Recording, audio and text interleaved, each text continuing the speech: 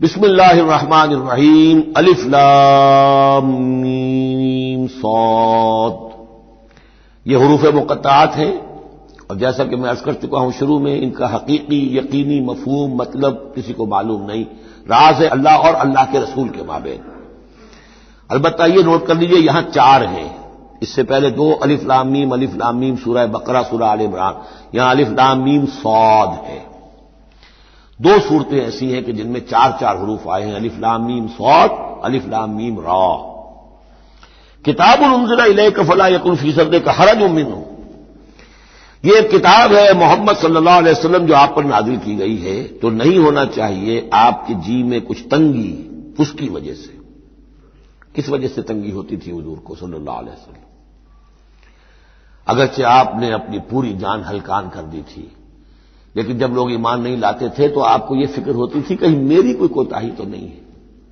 شریف آدمی کا معاملہ یہ ہوتا ہے، عام آدمی جو ہے وہ اپنی غلطیوں کا وبال بھی دوسروں پر ڈالتا ہے، اپنی غلطی نہیں دیکھے گا، اس نے یہ کر دیا تھا، اس نے یہ کیا، اس کی وجہ سے یہ ہو گیا، اپنے آپ کو صاف بچائے گا۔ لیکن شریف انسان جو ہے وہ ہمیشہ دیکھتا ہے میری خطا کیا ہے، کہیں میری غلطی تو نہیں، کوئی میری کوتاہی تو نہیں، اور اس کا ایک بوجھ ہے دل کے اوپر، یہ لوگ ایمان نہیں لا رہے، کہیں میری طرف سے کوئی کمی رہ گئی ہے، کوئی کوتاہی ہے۔ کتاب انزل الیک فلا یکن فی صدرک حرج منہ، اس کی وجہ سے آپ کے اوپر کوئی تنگی نہیں ہونی چاہیے۔ لتنذر بہ وذکریٰ للمؤمنین، یہ تو اس لیے ہے کہ آپ اس کے ذریعے سے آپ خبردار کر، تنذر بہ، وہی لفظ آ گیا جو سورہ نام میں تھا، اوحی الی ھذا القرآن لانذرکم بہ ومن بلغ وذکریٰ للمؤمنین، اور یاد دہانی ہے اہل ایمان کے لیے جن کی جو فطرتیں ہیں وہ سلیم ہیں، ابھی ان کے اندر پوٹینشلی وہ ایمان موجود ہے، اس ایمان کو ڈورمنٹ کو وہ ایکٹیویٹ کر کے یاد دہانی، جیسے کہ آپ کو کوئی چیز بھول گئی تھی، اس کی کوئی نشانی دیکھی فوراً وہ شے یاد آ گئی، اس طریقے سے اللہ تعالیٰ نے اس کتاب کی آیات کو ذکرہ بنا دیا ہے۔ اتبعوا ما انزل الیکم من ربکم، پیروی کرو اس کی جو نازل کیا گیا تمہاری طرف تمہارے رب کی طرف سے۔ اب یہ کس کی بات ہو رہی ہے؟ اب یہ لوگوں سے خطاب ہو رہا ہے، پہلے حضور سے سیغہ تھا، فلا یکن فی صدرک حرج، اتبعوا جمع کا سیغہ ہے، پیروی کرو اس کی جو نازل کیا گیا تمہاری طرف تمہارے رب کی طرف سے، ولا تتبعوا من دونہ اولیاء، اور مت پیروی کرو اس کے سوا کچھ اور کو اپنے اولیاء بنا کر، کچھ اور کو اپنے ند اور ضد بنا کر ان کی پیروی نہ کرو، قلیلا ما تذکرون، کم ہی ہے جو نصیحت تم حاصل کرتے ہو۔ یہ نوٹ کر لیجئے کہ یہ سورہ اعراف اس اعتبار سے تو قرآن مجید کی سب سے بڑی مکی سورت ہے کہ یہ 24 رکوعوں پر مشتمل ہے اور 206 آیات ہیں۔ 24 رکوع، مکی سورت کوئی اتنی نہیں ہے، اور دوسری جیسے کہ مدنیات میں سب سے بڑی سورہ بقرہ ہے، 40 رکوعوں پر مشتمل، لیکن تعداد آیات میں ایک اور سورت ہے مکی جو اس سے بڑھ گئی ہے، 227 آیات ہے سورہ شعراء کی، لیکن سورہ شعراء میں آیات چھوٹی چھوٹی ہیں، تعداد زیادہ ہے، رکوع اس کے کل 11 ہیں۔ مصحف میں 14 صفحات میں سورہ شعراء آ جاتی ہے، جبکہ یہ 34 صفحات میں ہے، تو سب سے بڑی مکی سورت یہ ہے۔ وَكَم مِّن قَرْيَةٍ أَهْلَكْنَاهَا، جیسا کہ میں نے کہا تھا ایام اللہ وذکرہم بایام اللہ، یہ اس سورہ مبارکہ کا اہم عمود ہے، لہذا شروع ہی میں اب اس کا تذکرہ ہو رہا ہے۔ وَكَم مِّن قَرْيَةٍ أَهْلَكْنَاهَا، کتنی بستیاں ایسی جنہیں ہم نے ہلاک کیا، یہ قوم نوح، قوم ہود، قوم صالح، قوم شعیب، یا عمورہ اور صدوم کی بستیاں۔ کم من قریۃ اہلکناہا فجاءھا باسنا، تو ان پر آ پڑا ہمارا عذاب، بیاتن، یا تو رات کے وقت جبکہ وہ رات گزار رہے تھے، او ہم قائلون، یا جبکہ وہ دوپہر کے وقت قیلولہ کر رہے تھے۔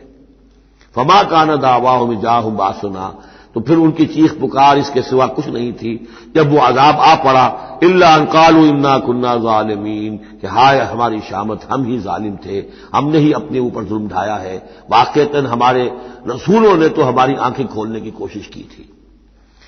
فَلَنَسْأَلَنَّ الَّذِينَ أُرْسِلَ إِلَيْهِمْ وَلَنَسْأَلَنَّ الْمُرْسَلِينَ، اور ہم لازماً پوچھ کر رہیں گے ان سے بھی جن کی طرف ہم نے رسولوں کو بھیجا، اور لازماً پوچھ کر رہیں گے رسولوں سے بھی۔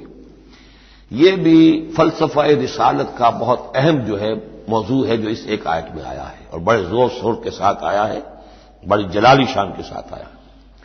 دیکھیے اللہ رسول بھیجتا ہے کسی قوم کو خبردار کرنے کے لیے. اب اس پر ایک بڑی بھاری ذمہ داری آ گئی. اگر وہ کوتاہی کرے تو قوم سے پہلے اس کی پکڑ ہو جائے گی. سمجھ لیجیے اس بات کو. الرب رب وإن تنزل والعبد عبد وإن ترقى. یہ ایسے ہی جیسے آپ نے کسی کو پیغام دیا اپنے کسی دوست کے لیے کہ بھائی ذرا پیغام وہاں پہنچا دینا، یہ کام کل شام تک وہ ضرور کر دیں ورنہ میرا بڑا نقصان ہو جائے گا. جب وہ کام انہوں نے نہیں کیا آپ کا نقصان ہو گیا. آپ غصے میں بھرے ہوئے آگ بگولا بنے ہوئے گئے اور آپ اس سے لڑے اپنے دوست سے کہ میں نے تمہیں پیغام بھیجا تھا، تم نے میرا کام نہیں کیا، میرا نقصان ہو گیا. اگر وہ کہہ دے بھائی مجھے تو آپ کا پیغام پہنچا ہی نہیں، کیا کریں گے آپ؟ وہ سارے جھاگ کی طرح غصہ آپ کا بیٹھ جائے گا کہ اب غصہ کس پہ آئے گا؟ اس پیغامبر پر آئے گا. اب آپ جا کر اس کا گریبان پکڑیں گے. اللہ کے بندے تجھے میں نے یہ ذمہ داری سونپی تھی، یہ پیغام اہم تھا، میرا پیغام تمہیں پہنچانا تھا، تم نے نہیں پہنچایا، میرا نقصان ہو گیا، اب اس کی تلافی تم کرو. بالکل یہی معاملہ ہے اللہ، رسول اور قوم یا انسان. اللہ نے پیغامبر بنا کر بھیجا رسول کو. خدا نہ خواستہ بالفرض اس پیغام کے پہنچانے میں کوتاہی ہو جائے تو پہلا مجرم رسول ہے. ہاں وہ پہنچا دے تو وہ کہتا ہے اے اللہ میں نے پہنچا دیا تھا، اب یہ ذمہ دار ہے. Now they are responsible. تو یہ جان لیجئے کہ یہ محاسبہ ہونا ہے امتوں کا بھی اور محاسبہ ہونا ہے رسولوں کا بھی. فَلَنَسْأَلَنَّ الَّذِينَ أُرْسِلَ إِلَيْهِمْ وَلَنَسْأَلَنَّ الْمُرْسَلِينَ. ہم پوچھ کر رہیں گے ان سے بھی جن کی طرف رسول بھیجے گئے، اور ہم پوچھ کر رہیں گے رسولوں سے بھی. اسی کی ایک جھلک آئی تھی نا، ماذا اجبتم، کیا جواب ملا آپ لوگوں کو؟ یا عیسی ابن مریم اانت قلت للناس اتخذونی وامي الہین من دون اللہ. کیا تم نے کہا تھا لوگوں سے، اپنی امت سے، اپنی قوم سے کہ مجھے اور میری ماں کو بھی الہ بنا لینا؟ اب اس کے لیے میں چاہتا ہوں کہ ایک نقشہ ذہن میں رکھیں آپ. جب 23 برس کی محنت شاقہ کے نتیجے میں حضور نے اتمام حجت کر دیا، دین کا غلبہ ہو گیا، سن 10 ہجری ہے، حج کے دن ہے، حضور خطبہ دے رہے ہیں. آپ نے اپنے خطبہ حجۃ الوداع کا اختتام فرمایا سوال سے، الا بلغت، لوگوں میں نے پہنچا دیا کہ نہیں؟ اور پورے مجمع نے جواب دیا انا نشهد انك قد بلغت ونصحت واديت. اور ایک روایت میں آتا ہے انا نشهد انك قد بلغت الرسالة واديت الامانة ونصحت الامة وكشفت الغمة. ہاں حضور ہم گواہ ہیں، آپ نے امانت کا حق ادا کر دیا. یہ قرآن امانت تھی اللہ کی آپ کے پاس، آپ نے ہمیں پہنچا دیا. رسالت کا حق ادا کر دیا، ہماری خیرخواہی کا حق ادا کر دیا. آپ نے گمراہی کے اور ضلالت کے اندھیاریوں کے پردہ چاک کر دیا. کشفت الغمہ. 3 دفعہ سوال کیا، 3 دفعہ جواب لیا، پھر 3 دفعہ انگلی سے مشت شہادت سے آسمان کی طرف، پھر لوگوں کی طرف اشارہ کیا اللہم اشہد اللہم اشہد اللہم اشہد. اللہ تو بھی گواہ ہے، یہ مان رہے ہیں کہ میں نے تیری پیغام انہیں پہنچا دیا. اور پھر فرمایا فَلْيُبَلِّغِ الشَّاهِدُ الْغَائِبَ. اب پہنچائیں وہ جو یہاں ہیں ان کو جو یہاں نہیں ہیں. میرے کندھے سے اتر کر یہ بوجھ اب تمہارے کندھوں پر آ گیا. میں رسول صرف تمہارے لیے ہوتا تو بات آج پوری ہو گئی تھی. میں تو رسول ہوں تمام انسانوں کے لیے جو قیامت تک آئیں گے. اب ان تک اس کی تبلیغ اور ابلاغ، اس کا پہنچانا تمہارے ذمہ ہے. یہی گواہی ہے جو قیامت کے دن کھڑے ہو کر رسول دے گا. فَكَيْفَ إِذَا جِئْنَا مِنْ كُلِّ أُمَّةٍ بِشَهِيدٍ وَجِئْنَا بِكَ عَلَىٰ هَٰؤُلَاءِ شَهِيدًا. وہ گواہی جو حضور نے لی ہے اس روز، وہی گواہی ہوگی اے اللہ میں نے اپنی اس قوم کو تیرا پیغام پہنچا دیا تھا. اب یہ ذمہ دار ہے، یہ جواب دیں. They can't plead ignorance. یہ نہیں کہہ سکتا کہ ہمیں پتا نہیں تھا، ہمیں بتایا نہیں گیا، معاملہ ان پر کھول دیا گیا تھا. تو یہ آیت بڑی اہم ہے. فَلَنَسْأَلَنَّ الَّذِينَ أُرْسِلَ إِلَيْهِمْ وَلَنَسْأَلَنَّ الْمُرْسَلِينَ. ہم لازماً پوچھ کر رہیں گے ان سے بھی جن کی طرف رسولوں کو بھیجا گیا، اور ان سے بھی جنہیں رسول بنا کر بھیجا گیا. وَلَنَقُصَّنَّ عَلَيْهِمْ بِعِلْمٍ وَمَا كُنَّا غَائِبِينَ. اور پھر جو کچھ ہم ان کے سامنے احوال بیان کریں گے وہ علم کی بنیاد پر کریں گے. ہم کہیں غائب تو نہیں تھے. جب جو کچھ ہو رہا تھا، جو کچھ محمد کر رہے تھے اور صحابہ کر رہے تھے ان کے، وہ بھی ہم دیکھ رہے تھے. اور جو کچھ ابو جہل اور ابو لہب کر رہے تھے وہ بھی ہم دیکھ رہے تھے. مَا كُنَّا غَائِبِينَ. ہم کہیں غائب تو نہیں تھے. ہاں تمہاری نگاہوں سے اوجھل تھے، ہوا معکم اینا ما کنتم، وہ تو تمہارے ساتھ ہی ہے جہاں تم ہو. تو ہم تو خود جو ہے تم خود گواہ ہیں، ہر صورتحال جو ہے وہ ہمارے سامنے ہے. والوزن یومئذ الحق، اور اس روز وزن ہوگا حق ہی میں. اس کے دو ترجمے اس کے ہو سکتے ہیں. حق ہی میں وزن ہوگا اور وزن ہی فیصلہ کن ہوگا. یعنی یہ کہ اللہ کی کوئی ترازو ایسی ہوگی، ایک تو ترازو دو پارٹوں والی ہوتی ہے. ایک ترازو آپ کو معلوم ہے کہ وہ سپرنگ بیلنس جو ہوتا ہے، جس شے میں وزن ہو اسی سے تو سپرنگ جو ہے نیچے جائے گا نا. باطل کاموں میں وزن ہی نہیں ہے، ریاکاری کی نیکیوں میں کوئی وزن ہی نہیں ہے، وہ سرے سے خالی ہے، وہ پادر ہوا ہے، ان کی کوئی حیثیت ہی نہیں.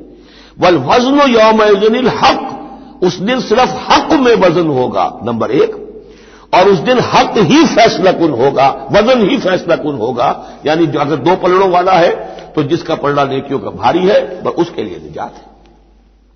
فمن ثقلت موازینہ، تو جن کے پلڑے بھاری ہوں گے، فاولئک هم المفلحون، تو وہ ہوں گے فلاح پانے والے. ومن خفت موازینہ، اور جس کا پلڑا جو ہے، جن کے موازین جو ہیں وہ ہلکے ہوئے، فاولئک الذین خسروا انفسهم بما كانوا بآیاتنا یظلمون، تو یہ وہ لوگ ہوں گے جنہوں نے اپنے آپ کو ہلاک کر لیا بسبب اس کے کہ وہ ہماری آیات پر ظلم کرتے رہے. وَلَقَدْ مَكَّنَّاكُمْ، جتنی اہم وہ آیت تھی، فَلَنَسْأَلَنَّ الَّذِينَ أُرْسِلَ إِلَيْهِمْ وَلَنَسْأَلَنَّ الْمُرْسَلِينَ، اتنی ہی اہم اب یہ آیت ہے. وَلَقَدْ مَكَّنَّاكُمْ فِي الْأَرْضِ، اور دیکھو انسانوں، ہم نے تمہیں زمین میں تمکن عطا فرمایا. وَجَعَلْنَا لَكُمْ فِيهَا مَعَاشٍ، اور اس میں تمہارے لیے معاش کے سارے سامان رکھ دیے. جو ضرورتیں تمہارے جسم کی وہ یہیں سے پوری ہو رہی ہیں. تمہیں بڑا خطرہ پڑ گیا ہے کہ زمین کے جو خزانے ہیں ختم ہو رہے ہیں، خوراک کم ہو رہی ہے. دیکھو نا، ہم نے سمندر کے اندر سے کیا کیا خوراکیں نکال دی ہیں. اللہ کے خزانے ختم ہونے والے نہیں ہیں. ہم نے تمہارے لیے معاش کا پورا بندوبست رکھا ہوا ہے. قلیلا ما تشکرون، لیکن بہت کم ہے جو شکر تم کرتے ہو. اب یہ جو آخری آیت تھی اس کے حوالے سے دوسرے رکوع میں مضمون چل رہا ہے. وَلَقَدْ مَكَّنَّاكُمْ فِي الْأَرْضِ، فرمایا وَلَقَدْ خَلَقْنَاكُمْ ثُمَّ صَوَّرْنَاكُمْ ثُمَّ قُلْنَا لِلْمَلَائِكَةِ اسْجُدُوا لِآدَمَ فَسَجَدُوا إِلَّا إِبْلِيسَ. دیکھو ہم نے تمہیں بنایا، پھر تمہاری تصویر کشی کی، پھر ہم نے کہا فرشتوں سے جھک جاؤ آدم کے سامنے. اب یہ آیت پھر ان لوگوں کو سپورٹ دیتی ہے جو قرآن مجید میں جو ایوولوشن، کریشن جو ہے انسان کی، اس کے بارے میں یہ سمجھتے ہیں کہ قرآن مجید سے نظریہ ارتقاء کو تقویت حاصل ہوتی ہے. میں آپ کو بتا چکا ہوں اب تک جو چیزیں آئی ہیں کہ ایک جگہ پر آدم کی مثال دی گئی، مٹی سے بنایا، اس میں کہا کن فیکون، وہ اسپیشل کریشن کی تائید والی آیت ہے. لیکن یہ کہ کسی مقام پر آپ کو وہ ایوولوشن والی بات جو ہے وہ سامنے آتی ہے. اب یہاں جو بات آ رہی ہے وہ اس اعتبار سے بہت اہم ہے کہ پہلے جمع کا صیغہ ہے، لقد خلقناکم، ہم نے تمہیں پیدا کیا. معلوم ہوتا ہے کوئی اسپیشیز پہلے پیدا کی گئی، نسل پیدا کی گئی. ثم صورناکم، پھر تمہاری تصویر کشی کی ہے، فنیشنگ ٹچز دیے ہیں، تمہیں بنایا ہے، تمہارے نقش و نگار سنوارے ہیں. ثم قلنا للملائکۃ اسجدوا لآدم، پھر ہم نے حکم دیا فرشتوں کو کہ جھک جاؤ آدم کے سامنے. آدم تو ایک ہے لیکن یہاں صیغے آ رہے جمع کے. اور اسی کی تائید ہو گئی تھی ان اللہ اصطفیٰ آدم و نوحا وآل ابراہیم علی العالمین، آدم کو بھی چنا تھا. تو معلوم ہوتا ہے کہ ایک امکان ہے. باقی یہ چیزیں جیسے کہ میں نے عرض کیا تھا یہ تھیوریز ہیں، لیکن ان میں جہاں کہیں جس چیز کے لیے کوئی آتا ہے اشارہ اس کو ہمیں جان لینا چاہیے. باقی we have to keep it open. ابھی دیکھیں گے اللہ تعالیٰ، ہو سکتا ہے جب حقائق اور مزید واضح ہو جائیں تو قرآن مجید مزید مبرر ہو کر سامنے آ جائے گا. لیکن جس حد تک وہ اشارات اب بھی ہمیں مل رہے ہیں انہیں بھی سمجھ لینا چاہیے، نوٹ کر لینا چاہیے. وَلَقَدْ خَلَقْنَاكُمْ ثُمَّ صَوَّرْنَاكُمْ ثُمَّ قُلْنَا لِلْمَلَائِكَةِ اسْجُدُوا لِآدَمَ فَسَجَدُوا إِلَّا إِبْلِيسَ. اب یہ مضمون ہم پڑھ چکے ہیں. سجدہ کیا سب نے سوائے ابلیس کے. لم یکن من الساجدین، نہ ہوا وہ سجدہ کرنے والوں میں. قَالَ مَا مَنَعَكَ أَلَّا تَسْجُدَ إِذْ أَمَرْتُكَ، اللہ تعالیٰ نے فرمایا کس چیز نے تمہیں روکا ہے جبکہ میں نے تمہیں حکم دیا، تم نے سجدہ کیوں نہیں کیا؟ قَالَ أَنَا خَيْرٌ مِّنْهُ، یہ اس کی اپنی استکبار کی بنیاد پر تھا. وہاں استکبرا، ابا واستکبرا صرف، یہاں اس کا قول نقل کر دیا انا خیر منہ، میں اس سے بہتر ہوں. خلقتنی من نار وخلقتہ من طین، مجھے تو نے بنایا ہے آگ سے اور اس کو بنایا ہے مٹی سے.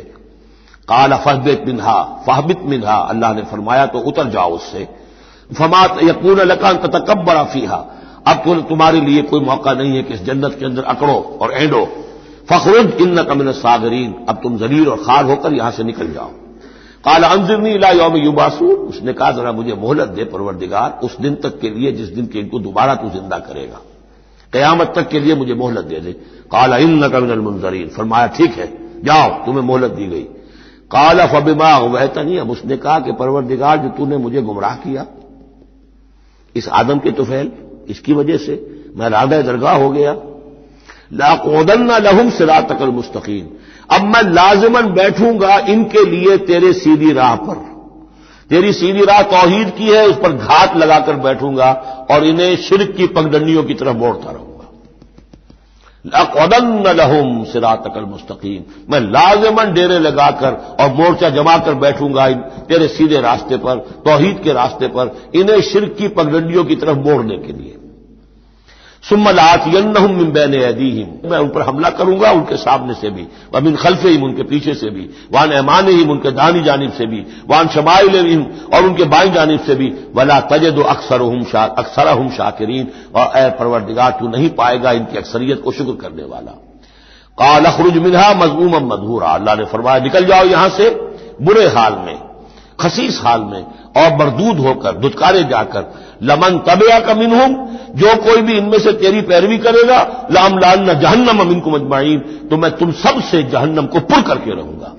وَيَا آدَمُ اسْكُنْ أَنْتَ وَزَوْجُكَ الْجَنَّةَ، اور اے آدم رہو جنت میں تم اور تمہاری بیوی، فَكُلَا مِنْ حَيْثُ شِئْتُمَا وَلَا تَقْرَبَا هَٰذِهِ الشَّجَرَةَ فَتَكُونَا مِنَ الظَّالِمِينَ، تو کھاؤ اس میں سے جہاں سے چاہو، ہاں اس درخت کے قریب مت جانا، تم ظالموں میں سے ہو جاؤ گے۔ فوسوس لهما الشيطان ليبدي لهما ما وري عنهما من سوآتهما وقال ما نهاكما ربكما عن هذه الشجرة إلا أن تكونا ملكين أو تكونا من الخالدين وقاسمهما إني لكما لمن الناصحين فدلاهما بغرور فلما ذاقا الشجرة بدت لهما سوآتهما وطفقا يخصفان عليهما من ورق الجنة وناداهما ربهما ألم أنهكما عن تلكما الشجرة وأقل لكما إن الشيطان لكما عدو مبين قالا ربنا ظلمنا أنفسنا وإن لم تغفر لنا وترحمنا لنكونن من الخاسرين صدق الله العظيم۔ سورہ اعراف کے دوسرے رکوع میں قصہ آدم و ابلیس قرآن حکیم میں دوسری مرتبہ بیان ہو رہا ہے۔ اس سے پہلے یہ سورہ بقرہ میں اس کے چوتھے رکوع میں آ چکا ہے۔ البتہ آپ دیکھیں گے کہ اگرچہ یہ قصہ جو ہے قرآن مجید میں 7 مرتبہ آیا ہے، 6 مرتبہ مکی صورتوں میں اور 1 مرتبہ مدنی صورت میں، لیکن یہ کہ ہر جگہ کوئی نہ کوئی بات نئی ہے، اس لیے کہ جس دور سے بھی یہ تحریک جو ہے حضور کی دعوت کی گزر رہی تھی، اس دور کے حوالے سے کچھ چیزیں جو ہیں وہ ہر جگہ پر آپ کو مزید نمایاں ملیں گی۔ اب مثلاً اس رکوع کے شروع میں ہمیں وہ عظیم آیت ملی ہے کہ جس میں جمع کا صیغہ اختیار کیا گیا ہے، وَلَقَدْ خَلَقْنَاكُمْ ثُمَّ صَوَّرْنَاكُمْ ثُمَّ قُلْنَا لِلْمَلَائِكَةِ اسْجُدُوا لِآدَمَ فَسَجَدُوا إِلَّا إِبْلِيسَ، اس کے بارے میں پچھلی مرتبہ میں عرض کر چکا ہوں۔ اب دوسری بات جو آ رہی ہے وہ یہ ہے کہ جو شیطان نے ورغلایا حضرت آدم کو اور حضرت حوا کو سلام علیہما، کہ جس درخت کا پھل کھانے سے اللہ تعالیٰ نے انہیں روک دیا تھا، کسی طریقے سے ورغلا کر انہیں اس درخت کا پھل کھانے پر آمادہ کر لیا، اس کے لیے لفظ آیا فوسوس لہما۔ یہ وسوسہ اصل میں ہم یہ سمجھتے ہیں کہ شاید یہ چیزیں اس طور سے ہو رہی تھی جیسے کہ ہم ایک دوسرے کے سامنے کھڑے باتیں کر رہے ہیں، ایک دوسرے کو پہچان رہے ہیں، لیکن حضرت آدم اور حوا کے بھی دلوں میں وسوسہ اندازی کی ہے شیطان نے، جیسے کہ شیطان وسوسہ اندازی کرتا ہے ہمارے دلوں میں۔ یہ مکالمے اس طرح کے نہیں ہے کہ وہ ایک ہی محفل میں کھڑے ہوئے، عام طور پر سورہ بقرہ کے چوتھے رکوع میں بھی اور دوسرے مقامات پر بھی ہمارا تصور کچھ اور رہتا ہے، لیکن یہاں وہ پردے حالی ہیں۔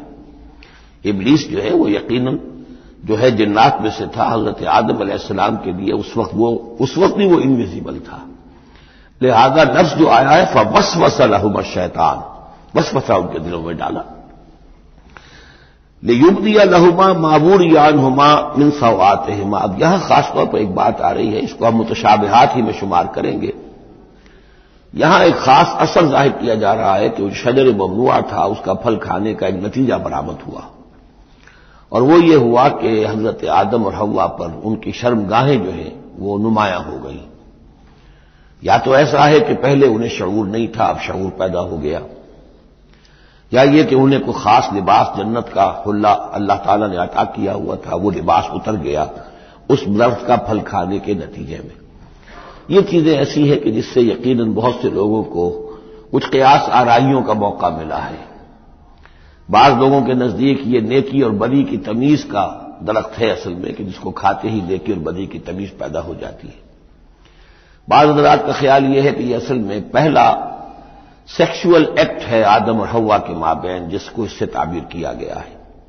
یہ مختلف آراء ہیں، مختلف جو ہیں اس میں قیاسات ہیں، لیکن صحیح بات شکل یہی ہے کہ اس کے ضمن میں ابھی ہمیں اس کو متشابہات ہی کے دائرے میں رکھ کر اور اس کے بارے میں کوئی قطعی اور حقیقی اور یقینی رائے جو ہے قائم کرنے کی کوشش نہیں کرنی چاہیے، تاکہ کہیں اور معلومات جو ہیں ہماری سائنس کے ذریعے سے اکتشافات اور معلومات کا دائرہ اور وسیع ہو جائے تو اس سے ہم پہنچ جائیں اس کی کنہ تک کہ وہ درخت کون سا تھا. لیکن یہاں ظاہر کیا گیا ہے کہ شیطان نے جو وسوسہ اندازی کی ان کے دلوں میں وہ یہ تھی، فوسوس لهما الشیطان لیبدی لهما ما وری عنہما من سوآتہما وقال ما نہاکما ربکما عن هذه الشجرة.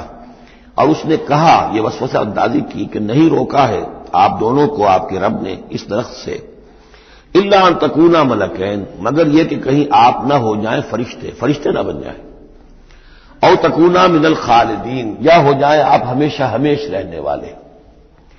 اب اس میں سیدھی سی بات یہ ہے کہ فرشتوں کو تو جھکایا گیا حضرت آدم کے سامنے، تو فرشتہ بن جانا کون سی بہت بڑی بات تھی. لیکن یہ کہ انسان بسا اوقات اپنی اصل حقیقت کو، اصل مقام کو بھول جاتا ہے، نسیان ہو جاتا ہے، اور یہ بات گویا کہ شیطان کے وسوسہ اندازی سے ان کے ذہن میں پیدا ہوئی.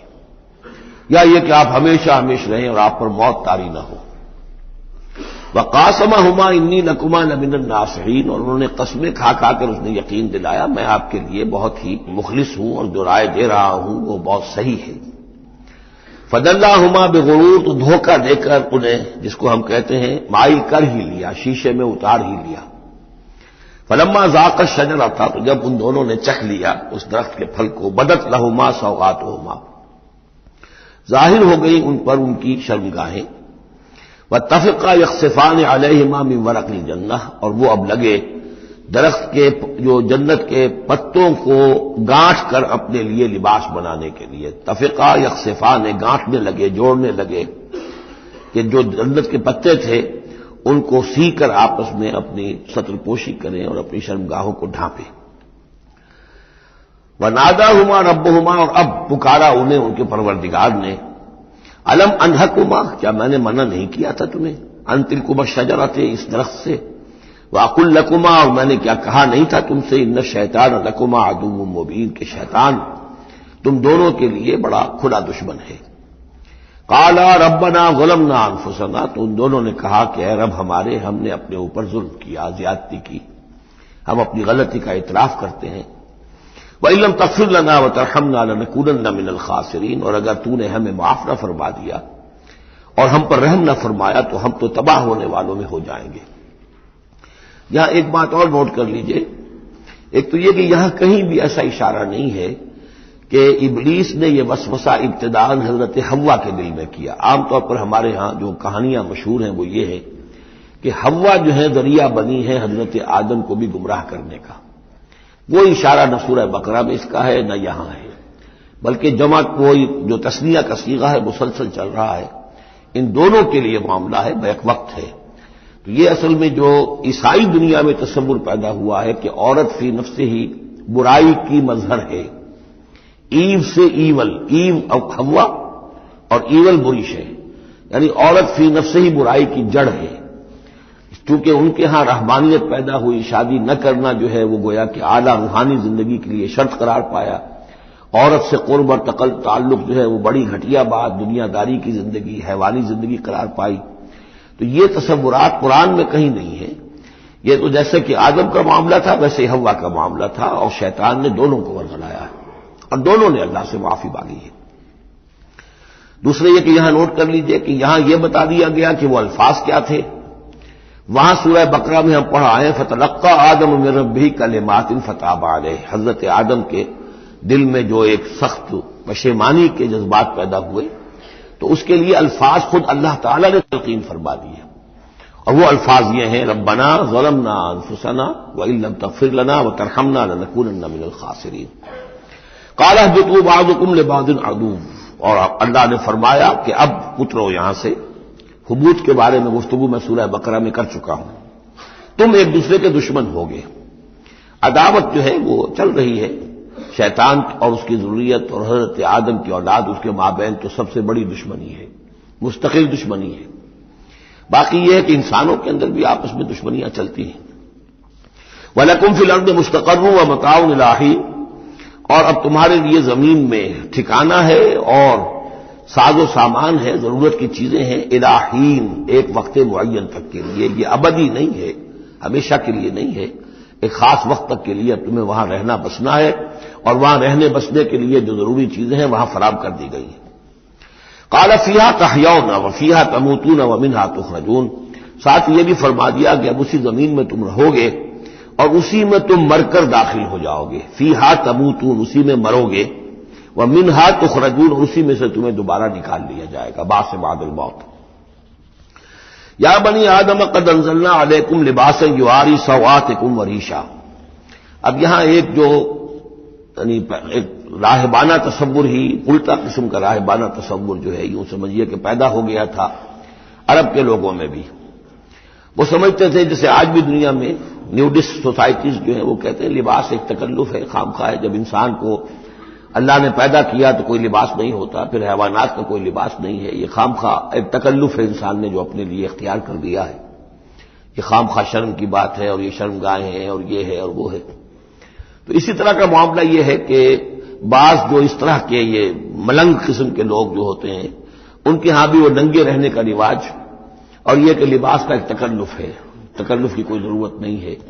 عرب میں یہ رواج پڑ گیا تھا کہ مادرزاد برہنہ ہو کر مرد اور عورتیں طواف کرتے تھے خانہ کعبہ کا، اور یہ گویا کہ بڑا اونچا کام تھا، گویا کہ ہر تکلف سے، یعنی بہرحال اب بھی ہم طواف کرتے ہیں تو صرف 2 چادریں ہوتی ہیں، انہوں نے کہا کہ وہ چادروں کا تکلف بھی کیا کرنا ہے، بس جیسا بھی اللہ نے پیدا کیا ہے مادرزاد برہنہ مرد اور عورتیں جو ہیں وہ طواف کرتے تھے، اور اس کو بڑا نیکی کا کام سمجھتے تھے، بہت یوں سمجھیے کہ اپنی سیلف اینیہیلیشن یا اپنی نفی ذات جو ہے اس کا بہت بڑا مظہرہ تھا۔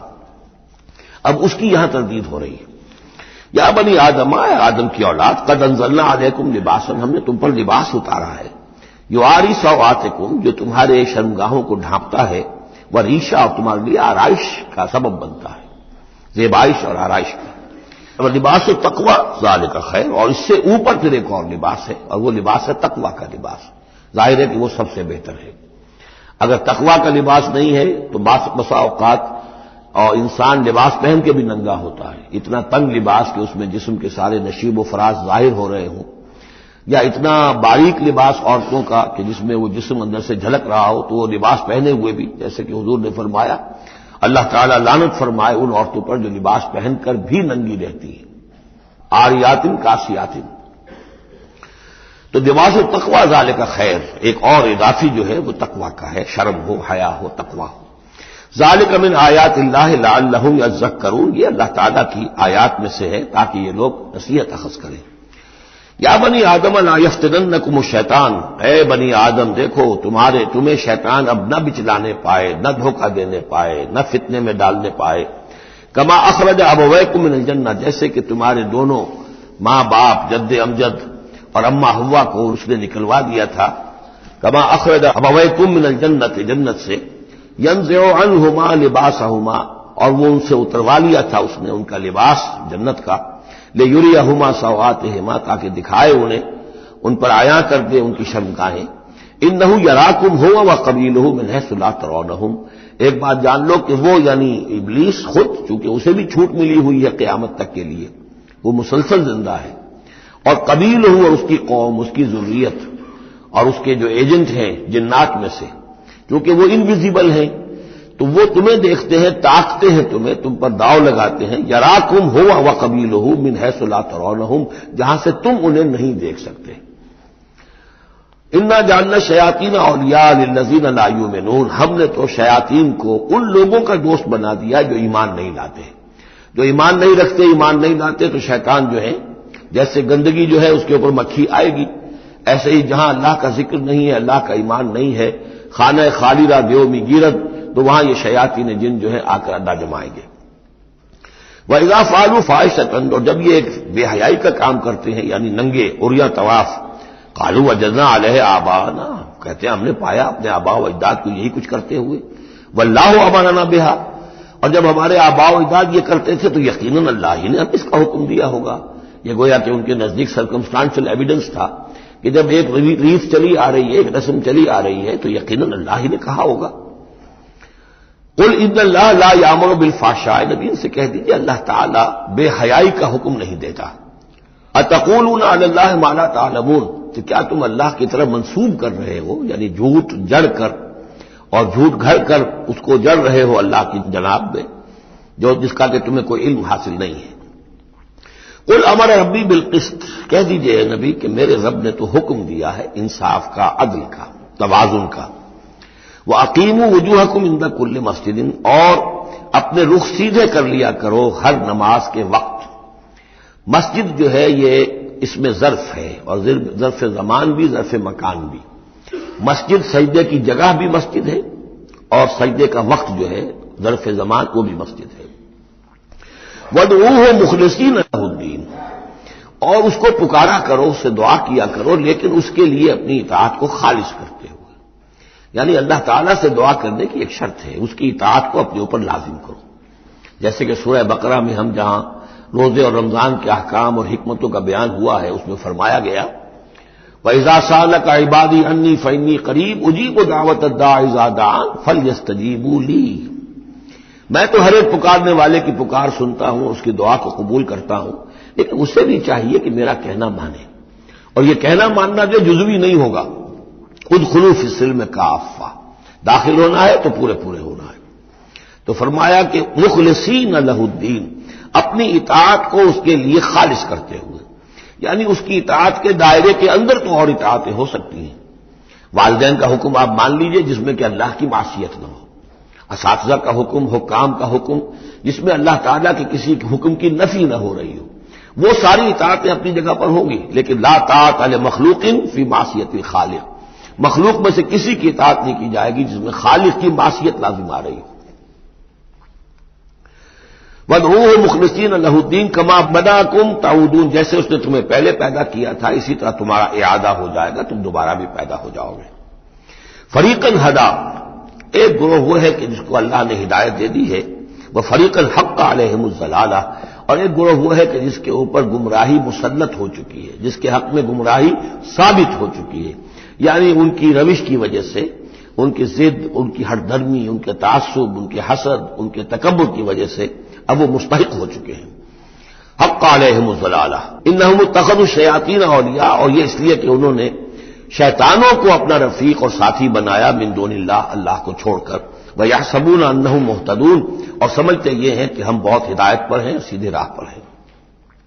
یا بنی آدم خذوا زینتکم عند کل مسجد، دوبارہ پھر اے آدم کی اولاد اپنی زینت لے لیا کرو، خذوا زینتکم یعنی لباس جو ہے جس کو کہا گیا عیشا تمہارے لیے آرائش ہے، یہ تمہاری لیے زینت ہے، اللہ نے اتارا ہے اپنی آرائش کا سامان، اور یہ کہ نماز کے لیے جب انسان آئے تو اچھا لباس پہن کر آئے۔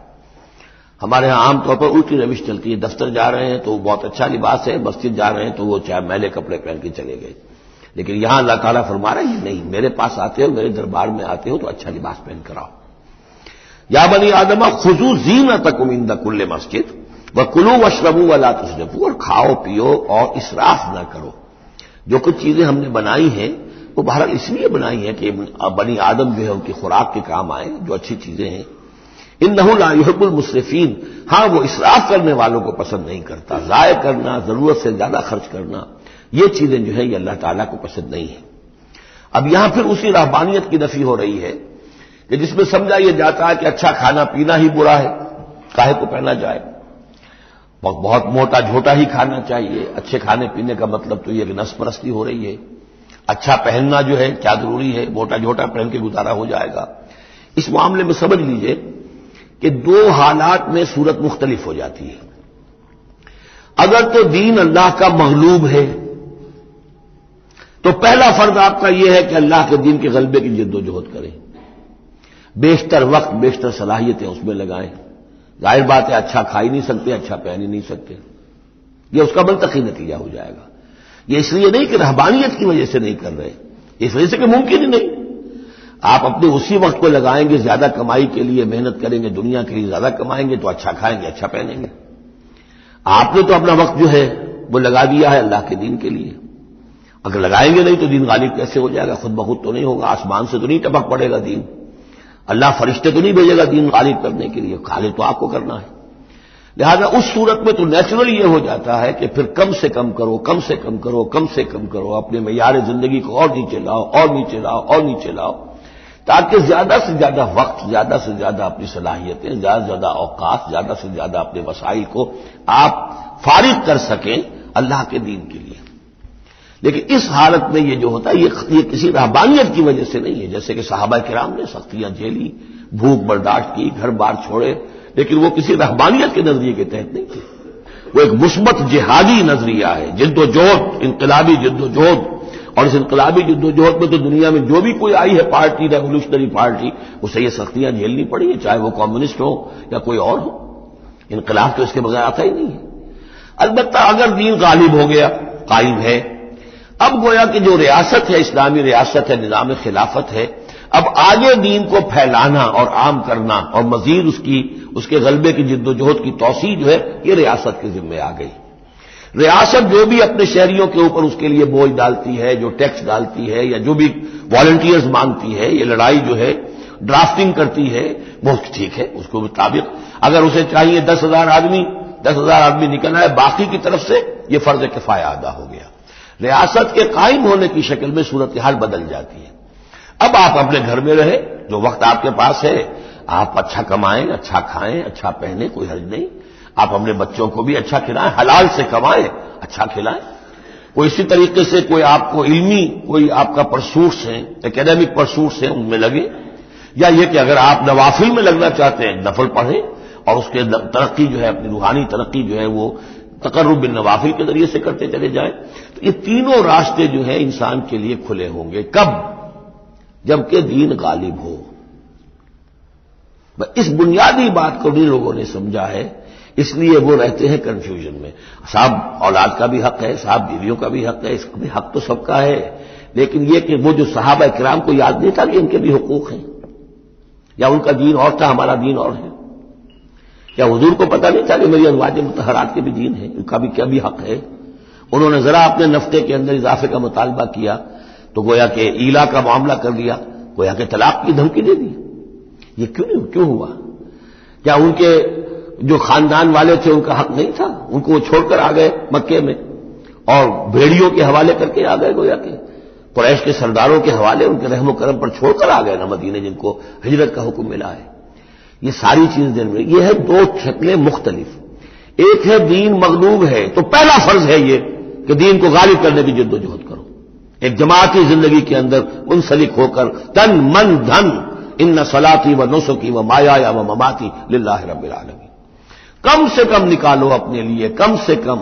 اب ظاہر بات ہے اس میں تو پھر کم سے کم پر ہی گزارا کرنا ہوگا.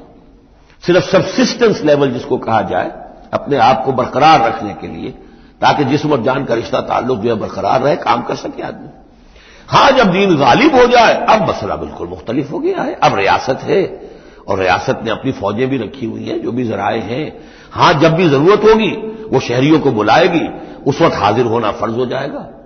لیکن ورنہ عام حالات میں ریاست اس فرائض کو ادا کر رہی ہے. مزید توسیع دعوت دین کی اور غلبہ دین کی وہ ریاست کے ذمہ ہے. اسلامی ریاست ہے، نظام خلافت ہے. اب آپ جو ہے انڈیویجولز کی حیثیت سے اپنے کاروبار میں لگ جائیں، یا کوئی شخص اپنی روحانی ترقی میں لگ جائے، کوئی شخص یہ کہ دولت زیادہ سے زیادہ کمائے اور وہ اس کو ثواب کے کاموں میں صرف کرے.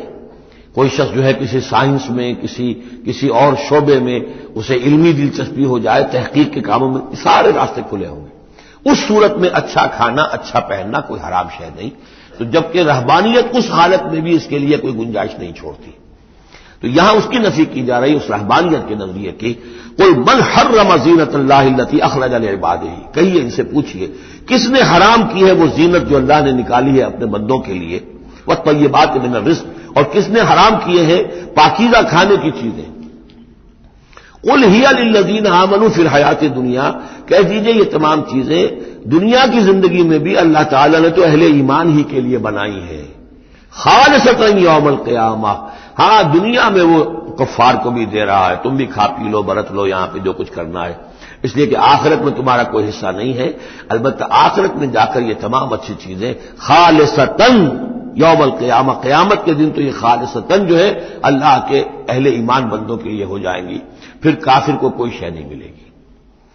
کذالک نفصل الآیات، اس طرح ہم اپنی آیات کی وضاحت کرتے ہیں لقوم یعلمون، ان لوگوں کے لیے جو علم رکھتے ہو یا جو علم حقیقی حاصل کرنا چاہیں۔ قل انما حرم ربی الفواحش ما ظہر منها وما بطن، کہہ دیجئے کہ میرے رب نے تو حرام قرار دیا ہے بے حیائی کی باتوں کو، خواہ وہ اعلانیہ ہو اور خواہ چھپی ہوئی ہو، بے حیائی خواہ چھپی ہوئی ہو، وہ بھی اللہ تعالیٰ کو پسند نہیں ہے، وہ بھی حرام ہے۔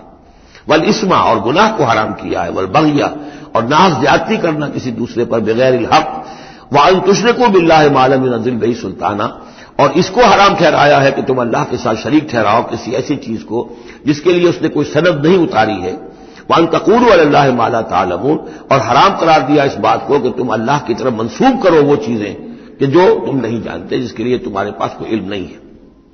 وَلِكُلِّ أُمَّةٍ أَجَلٌ، ہر قوم کے لیے، ہر امت کے لیے ایک وقت معین ہے، یعنی جب بھی کبھی کوئی رسول ہم بھیجتے رہے ہیں تو ایک مدت ہوتی ہے، اس وقت تک اس کو مہلت ہوتی ہے قوم کو کہ وہ رسول کی دعوت سے استفادہ کر لے اور اپنے دلوں کو، اپنے باطن کو منور کر لے، صحیح راستے پر آ جائے، اس سے پہلے عذاب نہیں آئے گا۔ خواہ یہ کہ اہل ایمان تو چاہیں جو کہ جھٹپٹ عذاب آئے، اس لیے کہ بہرحال مسلمان اہل ایمان وہ بھی انسان ہوتے تھے، چکی کے دو پاٹوں کے درمیان پس رہے تھے تو کبھی کبھی خیال آ جاتا تھا کہ اب اللہ تعالیٰ کیوں انہیں اتنی ڈھیل دے رہا ہے، یا ابو جہل کو اتنی ڈھیل کیوں دے دی ہے کہ اس نے حضرت سمیہ رضی اللہ تعالیٰ عنہ کے ساتھ یہ سلوک کیا، ابو جہل کو کیوں اتنی ڈھیل دے دی ہے کہ اس نے حضرت یاسر کو شہید کر دیا رضی اللہ تعالیٰ عنہ۔ لیکن یہ خیال تمہارا اپنی جگہ ہے، ہماری حکمت اپنی ہے۔ ہماری حکمت کیا ہے کہ جب رسول ہم نے بھیجا اس قوم کے لیے ایک اجل معین کر دی، اس اجل سے پہلے عذاب آئے گا نہیں، ہاں جب وہ اجل آ جائے گی پھر وہ رکے گا نہیں، اس کے اندر اندر معاملہ انہیں طے کرنا ہے، ادھر یا ادھر۔ وَلِكُلِّ أُمَّةٍ أَجَلٌ، یہ ہم پڑھ چکے سورہ نام میں کہ اگر میرے پاس ہوتی وہ شے، میرے اختیار میں ہوتی کہ جو تم جلدی مچا رہے ہو تو کبھی کا میرا اور تمہارے درمیان قصہ جو ہے چکایا جا چکا ہوتا۔ فَإِذَا جَاءَ أَجَلُهُمْ، لیکن جب ان کی اجل آ جائے گی، لَا يَسْتَأْخِرُونَ سَاعَةً وَلَا يَسْتَقْدِمُونَ، نہ تو وہ اس کو مؤخر کر سکیں گے ایک گھڑی بھی، اور نہ ہی اس سے کھسک سکیں گے، سرک سکیں گے آگے کی طرف۔ یا بنی آدم اما یاتینکم رسل، اب یہ وہی آیت آ گئی جو سورہ بقرہ میں بھی آئی تھی، فاما یاتینکم منی ہدی فمن تبع ہدایا فلا خوف علیہم ولا هم یحزنون والذین کفروا وکذبوا بآیاتنا اولئک اصحاب النار هم فیہا خالدون۔ یا بنی آدم اما یاتینکم رسل منکم، اے بنی آدم جب بھی تمہارے پاس آئیں گے رسول تم ہی میں سے ہوں گے، تم میں سے تمہاری قوم کے لوگ ہوں گے، یقصون علیکم آیاتی، جو تمہیں میری آیات سنائیں گے، فمن اتقی واصلح، تو جو بھی تقوی کی روش اختیار کرے گا اور اصلاح کر لے گا اور نیکی کی روش اختیار کرے گا، فلا خوف علیہم ولا هم یحزنون، ان کے لیے نہ کوئی خوف ہوگا اور نہ وہ کسی حزن سے دوچار ہوں گے۔ والذین کذبوا بآیاتنا واستکبروا عنہا، اور جو ہماری آیات کو جھٹلائیں گے اور تکبر کی بنا پر انہیں رد کر دیں گے، استکبروا عنہا، استکبار کی بنیاد پر، تکبر کی بنیاد پر رد کر دیں گے، اولئک اصحاب النار هم فیہا خالدون، وہ جہنمی ہوں گے اور رہیں گے ہمیشہ ہمیش۔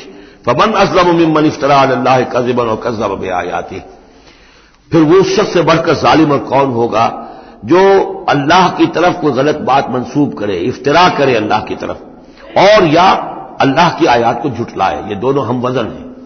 اولئک ینالہم نصیبہم من الکتاب، ان کو جو بھی دنیا میں رزق وغیرہ کا معاملہ ہے وہ تو ان کو مل جائے گا، یہاں دنیا میں تو ہم نے یہ سورہ بنی اسرائیل میں مضمون آئے گا، اب کوئی شخص کفر کرے اللہ فوراً اس کی روزی روک لے اور ایک دن کے اندر اندر وہ جو بھوک سے مر جائے، ایسا نہیں ہے۔ جو ہم نے یہاں پہ ان کے لیے لکھا ہوا ہے جو رزق ہے اس دنیا کے اندر وہ تو انہیں ملتا رہے گا، وہ رکتا نہیں ہے، انہیں اپنے اس نصیب میں سے حصہ مل جائے گا۔ حتی اذا جاءتہم رسلنا، ہاں پھر جب ہمارے فرشتادے، ہمارے بھیجے ہوئے فرشتے ان کے پاس آ جائیں گے، یتوفونہم، ان کو قبض کرنے کے لیے، قالوا این ما کنتم تدعون من دون اللہ، تو وہ کہیں گے کہاں ہیں وہ جن کو آپ پکارا کرتے تھے اللہ کے سوا، جن کو ڈنڈوت کرتے تھے اور جن کے سامنے متھے ٹیکتے تھے اور جن سے دعائیں کرتے تھے اور گڑ گڑاتے تھے۔ قالوا ضلوا عنا، وہ کہیں گے وہ سب گم ہو گئے، ہوا ہو گئے، ہم سے سب جاتے رہے، ضلوا عنا وشہدوا علی انفسہم انہم کانوا کافرین، اور وہ خود اپنے خلاف یہ گواہی دیں گے کہ واقعتاً ہم تھے ناشکرے، ہم نے کفر کی روش اختیار کی۔ قالت خلوا فی امم قد خلت من قبلکم من الجن والانس، کہا جائے گا کہ اچھا داخل ہو جاؤ ان امتوں میں جو تم سے پہلے گزر چکی ہیں جنوں اور انسانوں میں سے، نار میں، آگ میں، یعنی ایک ایک قوم کا حساب ہوتا جائے گا اور وہ جہنم کے اندر جھونکے جاتے رہیں گے، پہلی نسل گئی، پھر اس کے بعد دوسری آئی، دوسری گئی، تیسری آئی، اب ان میں ایک مکالمہ ہوگا۔ ظاہر بات ہے جو پہلے گئے تھے وہ تھے بزرگ، بڑے تھے، لیڈر تھے، یا یہ کہ وہ پچھلی نسل تھی جنہوں نے بدعات شروع کی تھی، خرافات کا آغاز کیا تھا، یہ بعد میں آنے والے ان پر لعنت کریں گے کہ تم نے ہمیں مروایا، تمہاری وجہ سے ہم بھی برباد ہو کر یہاں آئے ہیں، تو تمہیں دوہرا عذاب ملنا چاہیے۔ لیکن یہ کہ وہاں وہ کہیں گے کہ نہیں، ہم جیسے ہم گمراہ تھے ویسے انہوں نے تمہیں گمراہ کیا، تو یہ مکالمہ ہوگا۔ اور یہ نوٹ کر لیجئے، یہ جو میں نے عرض کیا تھا کہ اس سورہ مبارکہ میں ایام اللہ جو ہے یہ اس کا مین تھیم ہے، تو ایام اللہ کو یوں سمجھیے کہ ایک تو انسانی تخلیق کے اعتبار سے، ایک تو وہ ازل ہے جبکہ آدم کی تخلیق ہوئی، قصہ آدم و ابلیس ہوا، یہاں سے تو ہمارا وہ وقت جو ہے وہ شروع ہوتا ہے، اور جنت اور دوزخ میں پہنچ کر گویا کہ وہ ایک دور ختم ہوتا ہے، وہ آخری بات ہے۔ یہ ہے انتہا اور ابتدا۔ اس کے مابین ہے کہ جو انبیاء آئے، رسول آئے، ان کی داستانیں ہیں، ان کے حالات ہیں، ان کے واقعات ہیں، قوم نوح اور قوم ہود اور قوم صالح۔ تو یہ یہاں پر ایسا کیا گیا کہ پہلے وہ تخلیق کا مرحلہ آدم کا، اور وہ قصہ آدم و ابلیس آ گیا اول۔ اب جو جہنم کا اور جنت کا تذکرہ آ رہا ہے اور ان کی آپس کی گفتگویں ہوں گی، اور کچھ لوگ ایسے بھی ہوں گے نہ جو جہنم میں ابھی گئے ہوں گے، نہ جنت میں داخلہ ملا ہوگا، درمیان میں کہیں ہوں گے، صاحب آراف ہوں گے، اصحاب آراف، تو ان کا مکالمہ آ رہا ہے۔ یہ دونوں بگننگ اور اینڈ دکھا کر اور پھر سلسلہ شروع ہوگا انبیاء کرام اور رسولوں کے حالات کا۔ قالت خلوا فی امم قد خلت من قبلکم، داخل ہو جاؤ انہی قوموں میں، انہی نسلوں میں جو تم سے پہلے داخل ہو چکی ہیں، من الجن والانس فی النار، جنات بھی اور انسان بھی آگ میں۔ کلما دخلت امت لعنت اختہا، جب بھی کوئی امت داخل ہوگی تو وہ دوسری امت کو لعنت کرے گی، حتی اذا ادارکوا فیہا جمیعا، اور جب وہ سب کے سب اس میں گر چکیں گی، تمام کی تمام نسلیں اور امتیں، قالت اخراہم لاولاہم، تو بعد میں آنے والی کہے گی پہلی نسل سے، ربنا ہؤلاء اضلونا، اے اللہ ان بدبختوں نے ہمیں گمراہ کیا تھا۔ دنیا میں تو کہتے تھے کہ ہمارے آباء و اجداد ہیں، ہمارے اسلاف ہیں، ان کی ریتیں ہیں، ان کی روایتیں ہیں، ان کی چیزیں ہیں، کیسے چھیڑ دیں۔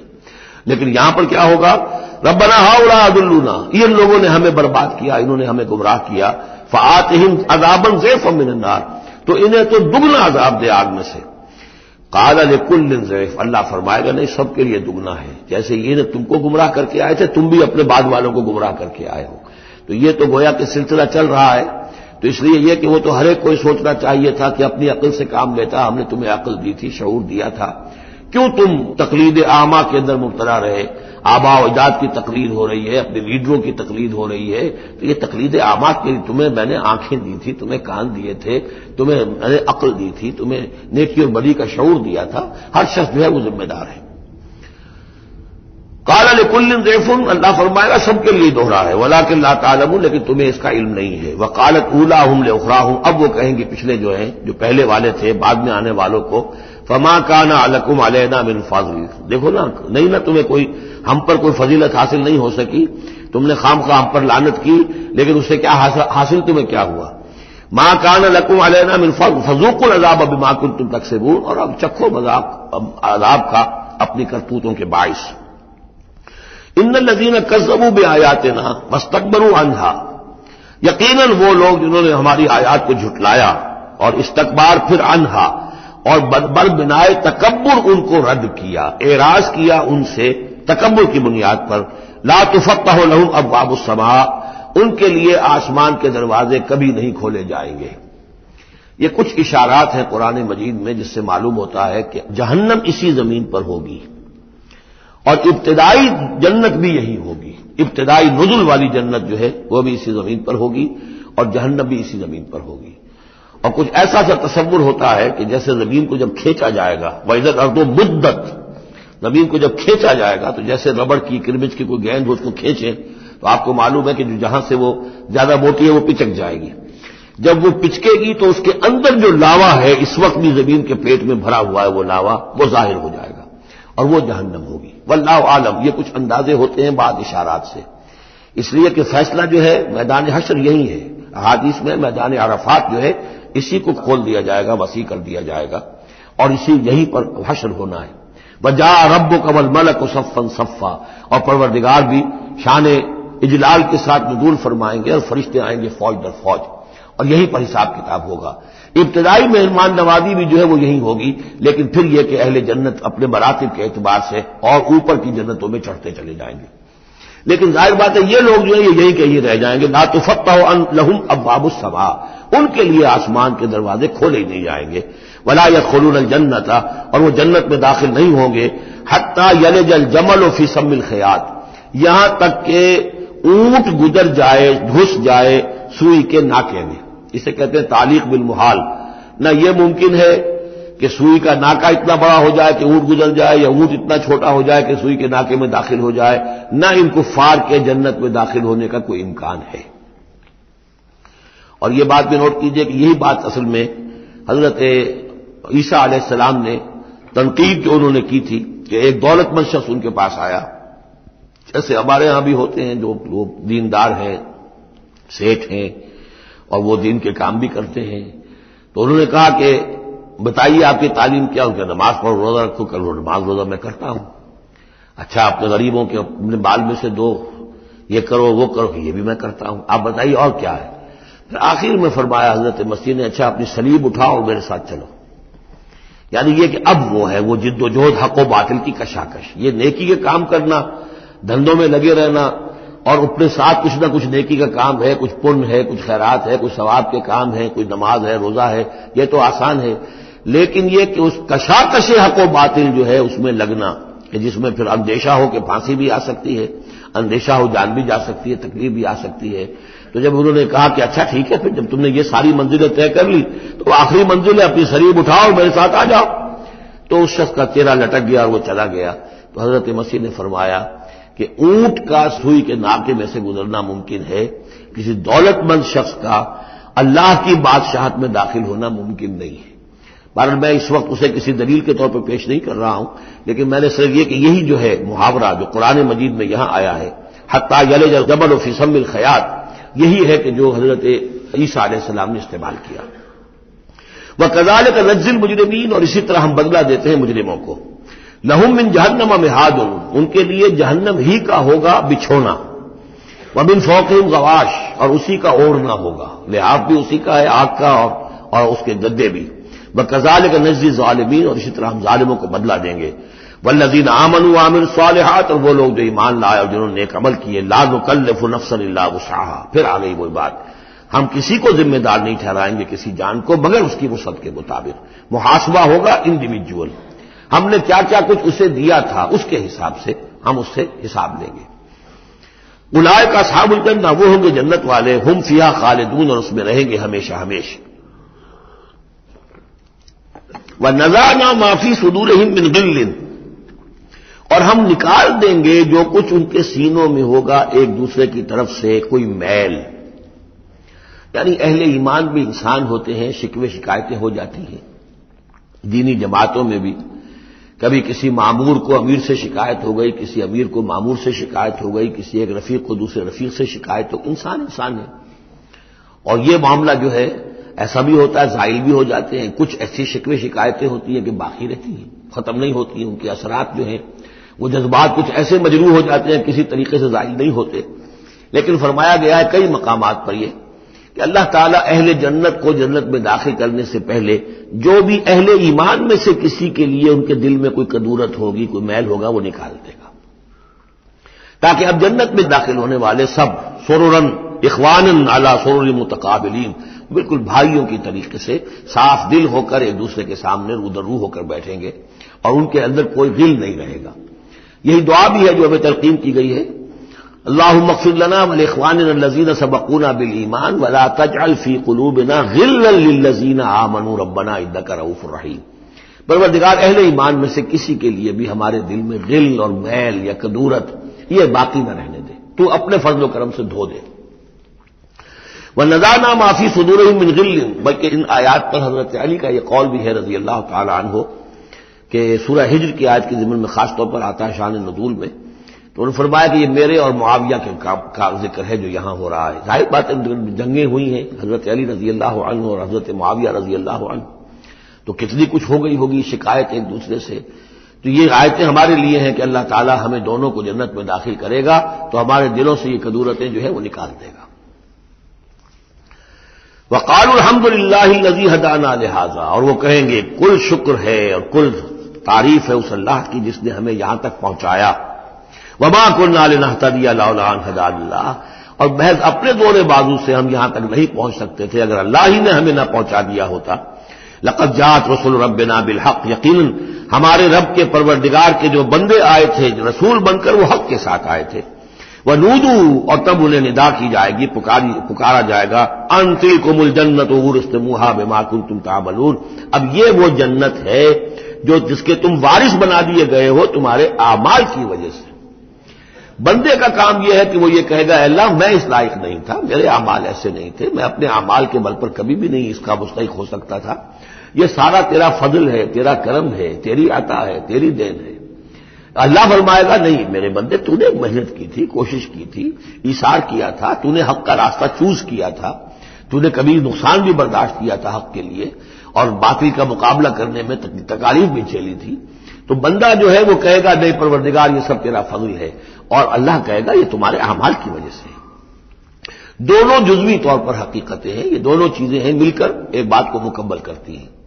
ہم ارادہ کرتے ہیں کام کا، اللہ تعالیٰ اس کام کی توفیق دے دیتا، ارادہ ہی نہ کریں تو توفیق نہیں ہوگی، اور محض اپنے ارادے سے ہم کچھ نہیں کر سکیں گے جب تک کہ اللہ کی طرف سے توفیق اور تحصیل نہ ہو جائے۔ وَنَادَى أَصْحَابُ الْجَنَّةِ أَصْحَابَ النَّارِ، اور جنتی لوگ پکار کر کہیں گے جہنمیوں سے أَن قَدْ وَجَدْنَا مَا وَعَدَنَا رَبُّنَا حَقًّا، ہم نے تو پا لیا جو کچھ کہ ہمارے رب نے ہم سے وعدہ کیا تھا کہ وہ سچ نکلا، صحیح نکلا، جن نعمتوں کا ہم سے وعدہ کیا تھا وہ ہمیں مل گئی۔ فَهَلْ وَجَدْتُم مَّا وَعَدَ رَبُّكُمْ حَقًّا، تم نے بھی کیا سچا پا لیا اللہ کا وعدہ جو اللہ نے تم سے وعدہ کیا تھا، وہ ساری چیزیں تمہیں مل گئی؟ قالوا نعم، وہ کہیں گے جی ہاں، ہمارے ساتھ بھی جو وعدے تھے، جو وعیدیں تھیں، جو دھمکیاں تھیں، جو عذاب کی مختلف شکلیں تھیں، وہ سب ہیں جن میں ہم اس وقت گرے ہوئے ہیں۔ فَأَذَّنَ مُؤَذِّنٌ بَيْنَهُمْ، تو پکارے گا کوئی پکارنے والا ان کے مابین، اللعنۃ اللہ علی الظالمین، کہ اللہ کی لعنت ہے ظالموں پر۔ الذین یصدون عن سبیل اللہ ویبغونها عوجا، وہ لوگ کہ جو روکتے بھی تھے اور رکتے بھی تھے اللہ کے راستے سے، اور اس راستے میں کجی نکالتے تھے کہ اگر دیکھ لیا کسی شخص کے بارے میں کہ اس کا رجحان ہو گیا ہے کہ وہ محمد صلی اللہ علیہ وسلم کی باتیں توجہ سے سننے لگا ہے، تو اس کو برگلانے کے درپے ہو جانا، اس کے لیے طرح طرح کی جو ہے پریشانیاں پیدا کرنا۔ وہم بالآخرۃ کافرون، اور یہ لوگ کافرت کے منکر تھے۔ وبینہما حجاب، اب یہ گفتگو تو ہو رہی ہوگی جنت اور دوزخ والوں کے مابین، ان دونوں کے مابین ایک پردہ ہوگا، ایک فصیل حائل ہوگی۔ یہ نقشہ جو ہے زیادہ کلیئرلی سورہ حدید میں کھینچا گیا ہے، وَضُرِبَ بَيْنَهُمْ بِسُورٍ لَهُ بَابٌ، بینہما حجاب، فصیل ہوگی، ادھر جنت ہے ادھر دوزخ ہے۔ وعلی الاعراف رجال، اور عرف کہتے ہیں جو فصیلوں کے اوپر بنی ہوتی ہیں، جھروکے سے بنے ہوتے ہیں جہاں سے کہ جھانک کر دیکھتے ہیں، تو اس طرح آپ نے فصیلوں کے اوپر دیکھے ہوں گے، تو اعراف ہوں گے۔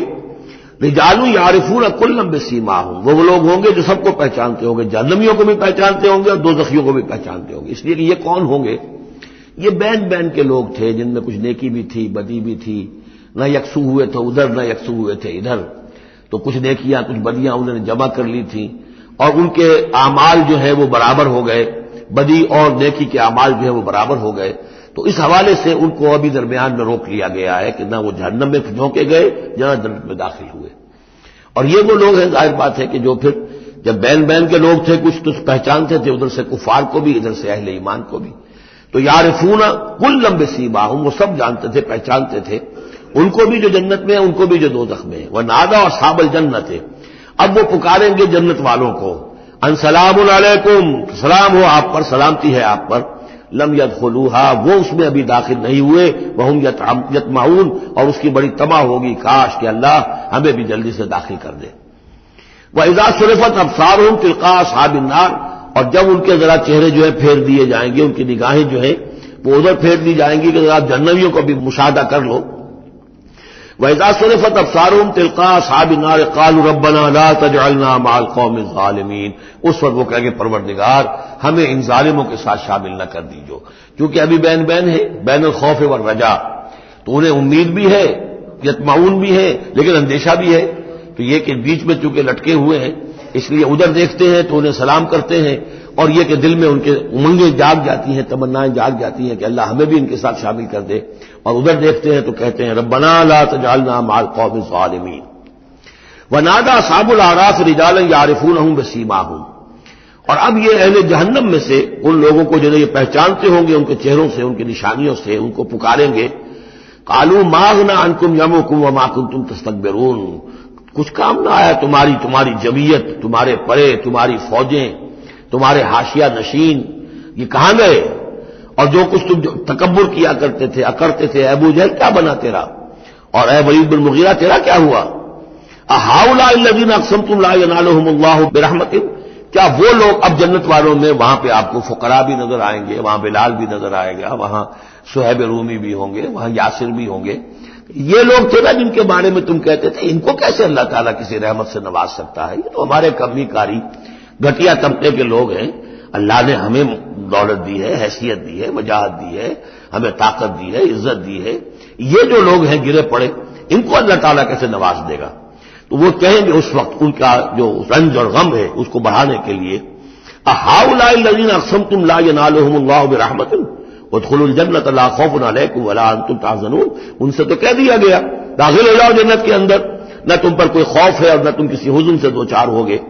ونادى اصحاب النار اصحاب الجنہ، اور اب پکاریں گے جہنم والے جنت والوں کو، ان افیضوا علینا من الماء، کہ کچھ تو بہا دو ہماری طرف پانی جو اللہ نے تمہیں دے رکھا ہے، او مما رزقکم اللہ، اور جو کچھ اللہ نے تمہیں رزق دیا ہے کچھ وہاں سے ہماری طرف بھی، اے خاص برندان چمن کچھ تو ادھر بھی.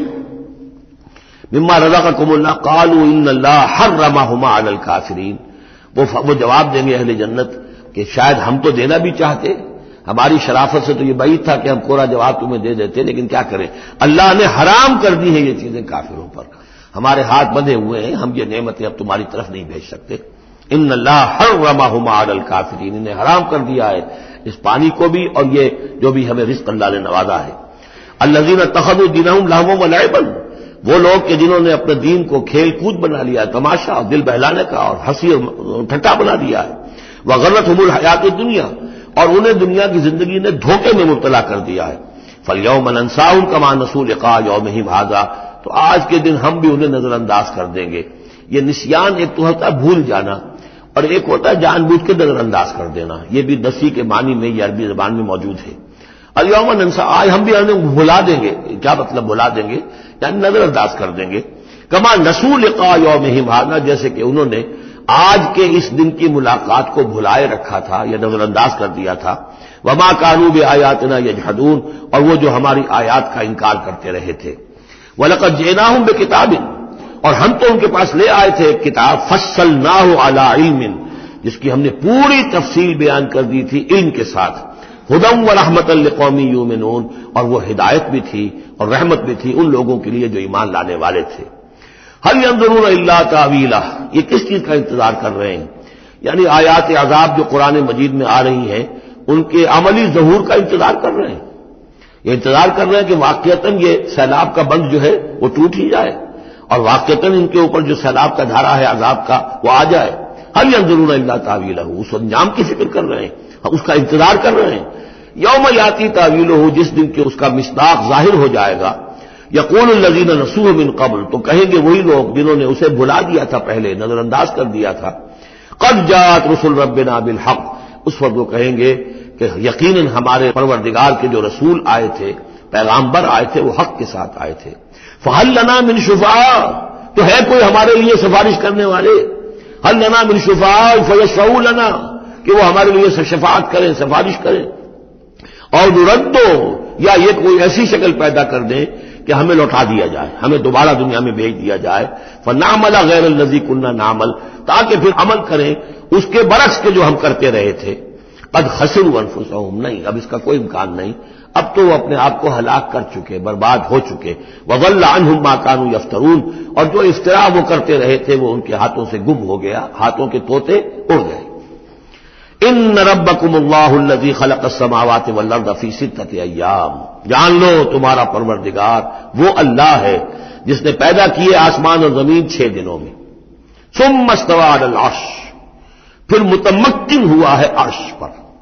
اب یہ عرش بھی جیسا کہ میں عرض کر چکا ہوں یہ بھی آیات متشابہات میں سے ہے. اس کی کوئی حقیقت بھی ہو سکتی ہے کہ کوئی واقعتاً مجسم کوئی شے ہو، کوئی چیز ہو فی الواقع کسی جگہ پر ہو، اور یہ بھی ہو سکتا ہے کہ اس سے مراد محض استعارہ ہو. واللہ عالم. عالم غیب کی یہ ساری خبریں جو ہیں، یہ میں نے جیسا کہ عرض کیا یہ مستقل طور پر یہ تو آیات متشابہات ہی میں رہیں گی. یہ تو عالم آخرت میں داخل ہونے کے بعد ہی اس کے حقائق منکشف ہوں گے. البتہ جو سائنٹیفک فنومینا وغیرہ ہیں ان کے بارے میں تدریجاً بعض آیات متشابہات جو ہیں وہ اب محکمات کی شکل اختیار کر چکی ہیں، بعد اور کر لیں گی. واللہ عالم. یغشی اللیل النہار، وہ ڈھانپ دیتا ہے رات کو دن پر، یا رات کو ڈھانپ دیتا ہے دن سے.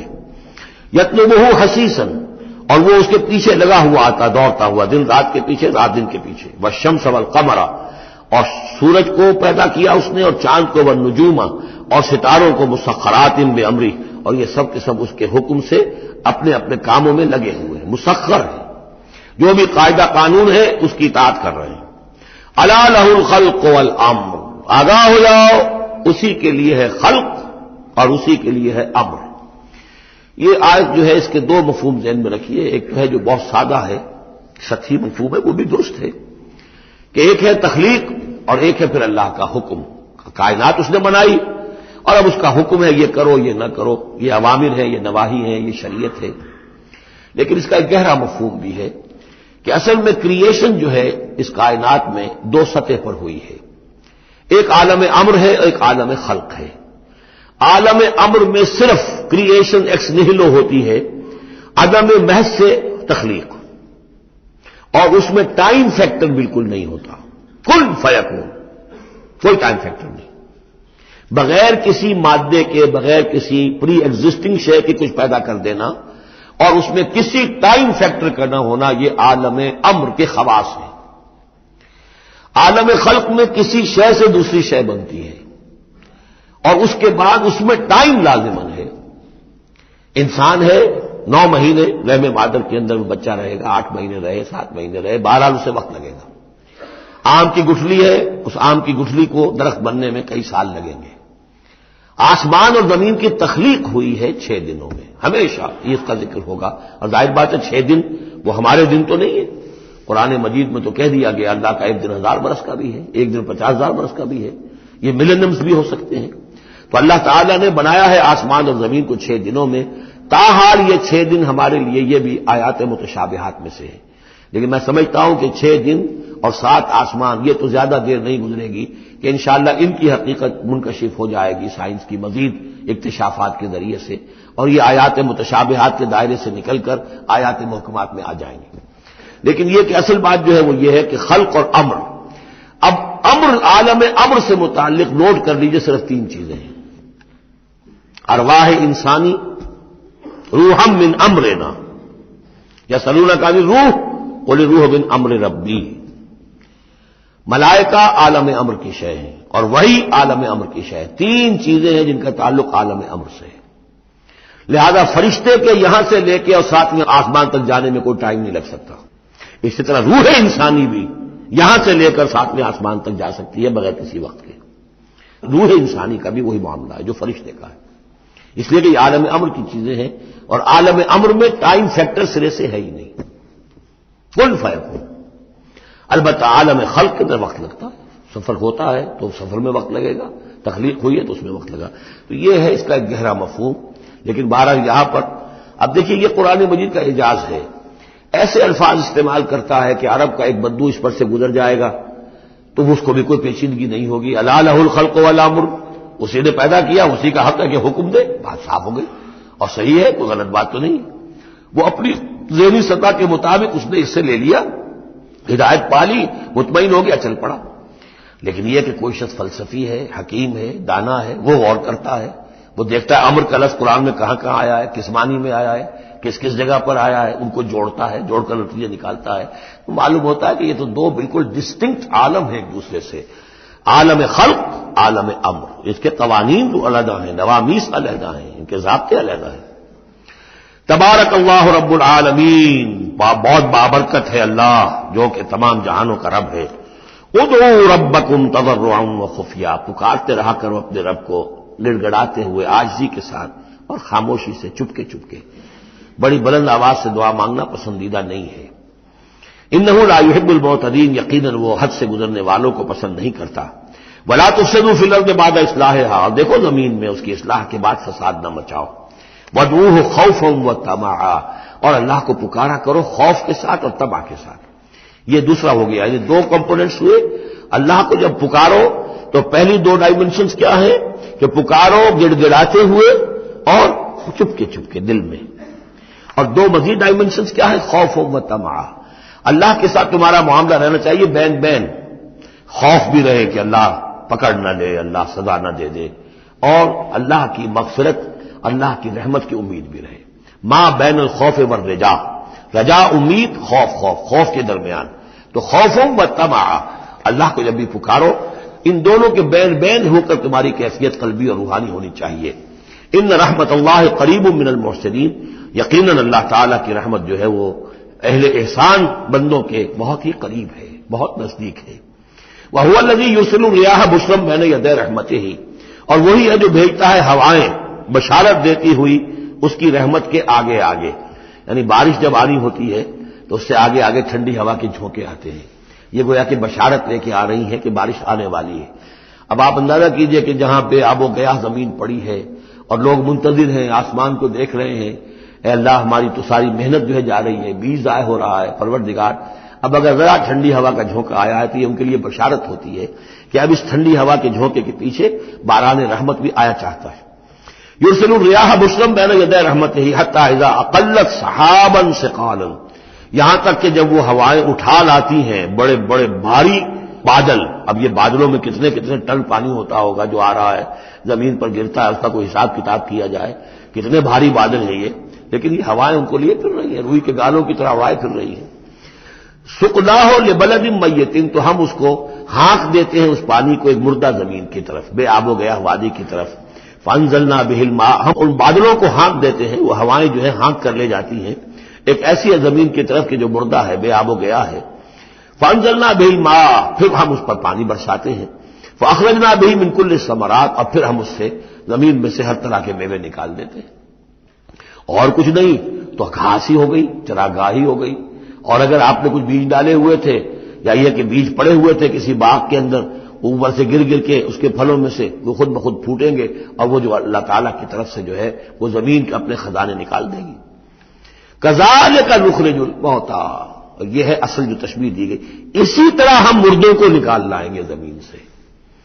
یعنی زمین مردہ ہوتی ہے، کوئی اس کے اندر زندگی کے آثار نہیں ہوتے، کہیں کوئی وہ جو ہے کوئی بھی آپ دیکھیں کوئی ہریاول نہیں کوئی، بلکہ وہاں پہ بسا اوقات تو ایسی ویرانی ہوتی ہے کہ کوئی آپ کو چیونٹے بھی نظر نہیں آتے، کوئی حشرات الارض نظر نہیں آتے، کوئی پرندے بھی آس پاس نظر نہیں آتے، کچھ نہیں، کوئی زندگی کے آثار نہیں. بارش ہوتی ہے اس کے بعد یہ کہ ہم آپ کو دیکھتے ہیں چلت پھرت ہے، ایک دم جو ہے زمین جو ہے اس نے بھی ہریاول ہرا جو ہے وہ گہنا پہن لیا ہے، اس کے ہرے ہرے کپڑے سمجھیے کہ وہ دلہن جو ہے آراستہ ہو گئی ہے، اور پھر اب چرند پرند بھی آ گئے ہیں زندگی، مگر اب زندگی ہی زندگی ہے معجزاً ساقی. تو اسی طریقے سے یہ زمین کے اندر پڑے ہوئے مردے جو ہوں گے یہ بھی گویا کہ بیج کے مانندے جو زمین میں پڑے ہوئے ہیں، ہمارا حکم آئے گا اور یہ پھوٹ کر نکل آئیں گے. کذالک نخرج الموتیٰ لعلکم تذکرون، تاکہ تم نصیحت اخذ کرو. والبلد الطیب یخرج نباتہ باذن ربہ، اور جو اچھی زمین ہوتی ہے زرخیز وہ اپنے رب کے حکم سے اپنا سبزہ نکالتی ہے، اس میں سے نکلتی ہے پیداوار. والذی خبث، اور زمین ایسی بھی ہوتی ہے کہ جس میں روئیدگی ہے ہی نہیں، زرخیزی ہے ہی نہیں. جو خراب زمین ہے لا یخرج الا نکدا، وہ کچھ نہیں نکالتی مگر کوئی ناقص سی چیز نکال دے گی، جھاڑ جھکاڑ کچھ ہو جائیں گے. یہ نکد لفظ جو پنجابی میں سرائکی میں استعمال کرتے ہیں، یہی اسی لفظ کی نکدا، بڑی ردی شے، بڑی گھٹیا شے. کذالک نصرف الآیات لقوم یشکرون، اسی طریقے سے ہم اپنی آیات کو گردش میں لاتے ہیں ان لوگوں کے لیے کہ جو ان کی قدر کرنے والے ہوں. بارک اللہ لی ولکم فی القرآن العظیم ونفعنی وإیاکم بالآیات والذکر الحکیم.